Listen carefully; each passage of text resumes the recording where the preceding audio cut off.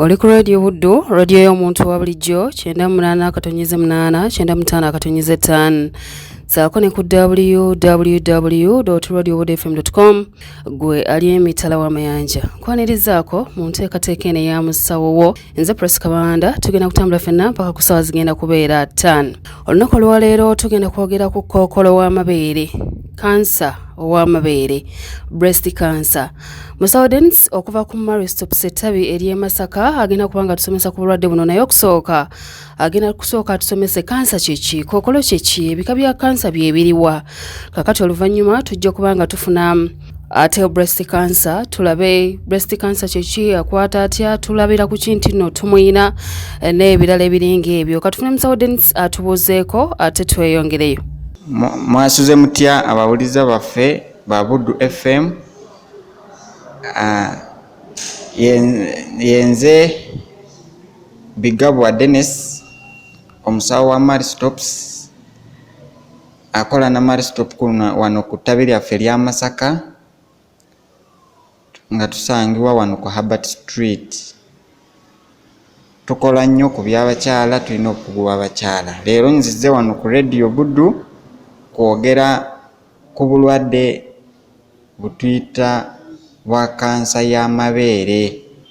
Kale kati leero tujja kuba tuwogera ku kansa. Kansa kiki? Kansa okusanga nti obutafaali bwo bw'omubiri oba cells zo, tissues zo zikula bubi nga tiziri regulated, ngoba nga uncontrolled. Ekintu ekikula nga tewali direction, kikula nga wekyagala. Kati yeyo wekikula ku kitundu kyo ky'omubiri gwonna yeyo yebeera kansa. Katuba tugiwa linnya, kugituuma erinnya kusinziira ekuutewa. Weba ekuute ku liver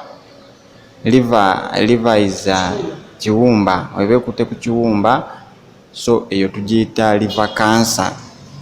Wabe ekuute ku nsigo era nga tugamba that is kidney cancer. Weba ekuute ku kyenda, gastric cancer. Weba ekuute n'onyuma amabega, rectal cancer. Weba ekuute n'abaana, uterine cancer. Kati obwo butafaala obwo katusooke tutegeere omubiri gwaffe nga bwe gukola. Omubiri gwaffe gukola gutya? Omubiri gwaffe guno wabeerawo buli lunaku guba gukola. Wabeerawo akatafaali nga kakuze, ako kabeera set off, omubiri gukajjako ne gutonda akalala. So gubeera gubalansinga nti ebikulu bifudde ne bivaako, ebipya ne bijja. Kati ate kansa ng'eyo nga weebeera osanga ng'ekitundu ekiri abnormal oba nga kikuze oba nga si kirungi, akatafaala katuyita cells ne kabeereramu nga kagenda kukula nga mubiri nga tegukajjeewo. Kati osanga mubiri nga tegukajjeewo, kati akatafaali kagenda kakula bubi nga bwekapayiringa ne kaviiramu kansa. Kati n'osanga nga cells obwo butafaali obukuze obubi ne bwesolooza nnyo ne businga na buli obutafaali obulikula bulungi. Kati ekyo kiviiramu kuzimba, n'olaba kati kizimba kizze, kulumizibwa, kunyigirizibwa. Kati buli obutafaali obutuufu ne bubeera nga bunyigiriziddwa. Ate kati tewabeerawo ene balancing, tewabeerawo regulations yonna. Kali kaba kakulira ddala bubi ate nga ku speed y'amaanyi. Kati kyolaba omuntu wafuna kansa egenda spreadinga, etambula because buli obutafaali obubi buba bukula ku speed ate nga tebuli regulated. Ekyo nekiviiramu ekintu kituyita tumor. Kati ezo tumor, ebyo ebintu ebizimbye olumu, wabeeramu ebimu ebiri cancerous n'ebirala nga tibiri cancerous. N'osanga ng'olina ekizimba ne bakikebera ne bagamba kino si kya kansa, just obutafaali obukuze nnyo ne bakijjawo nga bukyali nga tekinaba kufuuka kansa. N'ate bwekirwawo nnyo nga obutafaali obukula bubi bwe butyo kisobola kuviiramu okukola ki? Kufuna kansa. Naye twagala kulaba kansa eno kweri weeri oba twogera ku bitaliiyo? Kansa nga yo weeri mu nsi. Olaba nti buli mwaka abantu bangi nnyo, about 2,000 trillions z'abantu mu nsi yonna baba basobola kufuna kansa, oba bali mu kujanjaba oba babajanjabako kansa. So obulwadde mwebuli, kitwogerako weekiri. Kati omubiri gwo baagutonda nga gwina kwementaininga, nti gwo gwina kwefuga. Kyolaba osanga nga kutu buli lunaku kuli ku saizi eyo y'emu. Lwaki? Because ekikolewa ekifu kivaawo, ekipya ne kireplacinga. Kati bw'obeera ate ng'olina ekifu n'ekipya kikolewa, kiviiramu kansa oba kutu kuzimba. Eyo yebeera tumor.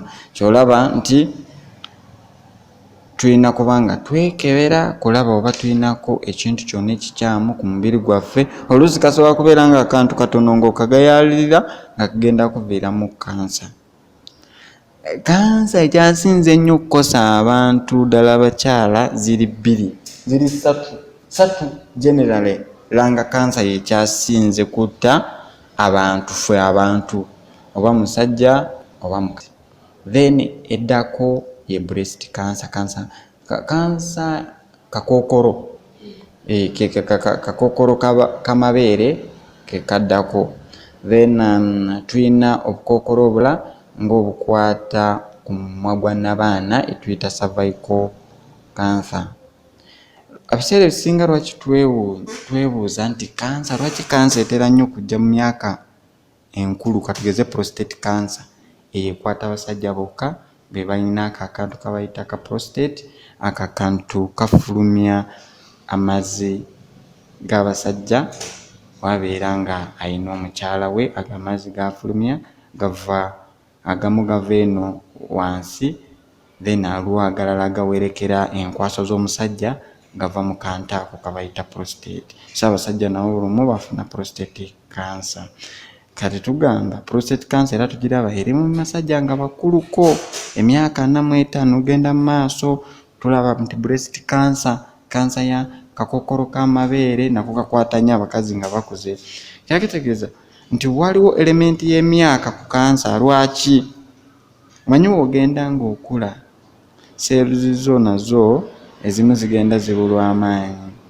N'ekirala, omuntu omukulu sikyangu okusanga mwana muto ng'ali mu kunywa ttaaba, era bakulu ffe tunywa ttaaba. Kale ebintu ebisobola tuviiramu kansa ffe abakulu tubyetanira nnyo. Ate n'omubiri gwaffe bugenda gukula, cells ezo olumu zisanga nga tezikuze bulungi, ne zikula abnormally or uncontrolled, ne kikuviiramu kansa. Kansa ezisinga zitera nnyo okukola ki? Kukwata abantu abakulu. So kyakitegeeza ogenda ng'okola mu myaka, olina n'okwetanira kukola ki? Kukebeza. What we call general body check-up and screening. Kiba kikulu nnyo kukitandikako nga okuze mu myaka.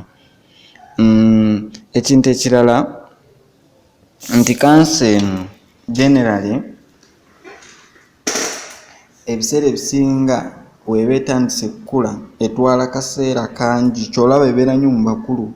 For example, nga kansa y'omumwa gwa nnabaana eyo esobola kukulira ddala myaka 10 oba 20 nga tolina nakyolaba. Obutafaali bukula mpola.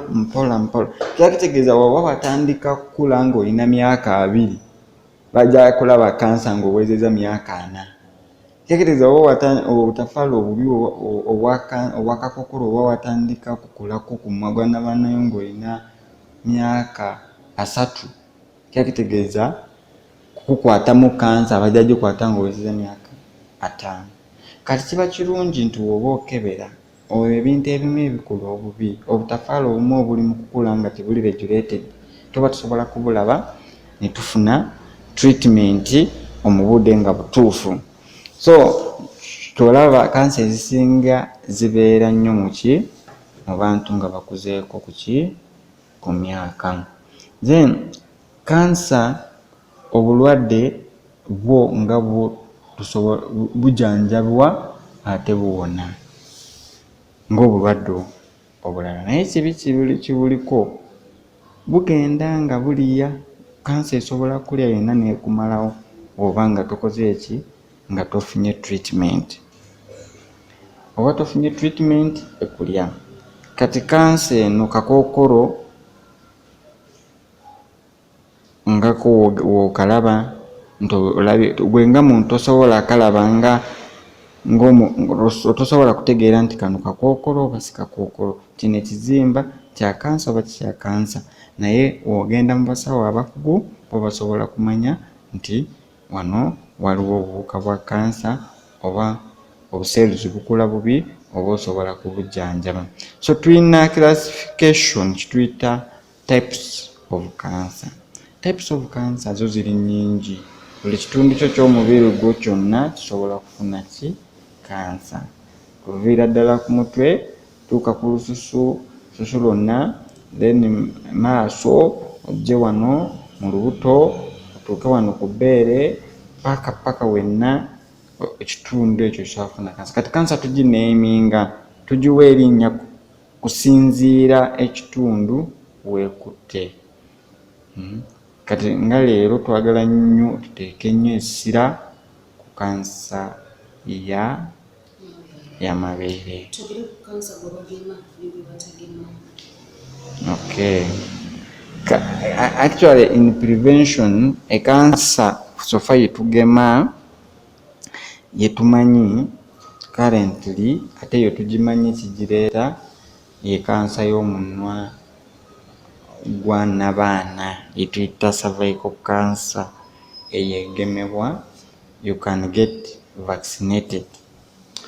Ddala wano mu Uganda lw'okuba nti vaccine eziriwo ze tukozesa basinga ministry esinga nnyo ku encouraginga abawala nga bali mu myaka 9 ku 12 nga tulowooza nti abo abaana baba tebannaba ku getting exposed ku nsonga z'abakulu ezo, so ne tubagema. Naye era mwattu n'abakulu mu ezo z'abaweero bakola ki? Babagema. Abakulu kwezo mu nsi z'abaweero nabo babagema.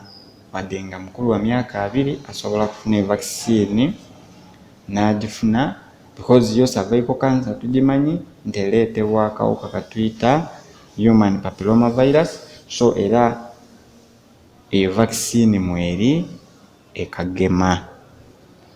Matu tulinawo n'endwadde endala z'emuntu z'ofuna ezisobola kuteekako risiki y'okufuna kansa, endwadde ezikukendeezako ku amaanyi go g'omubiri.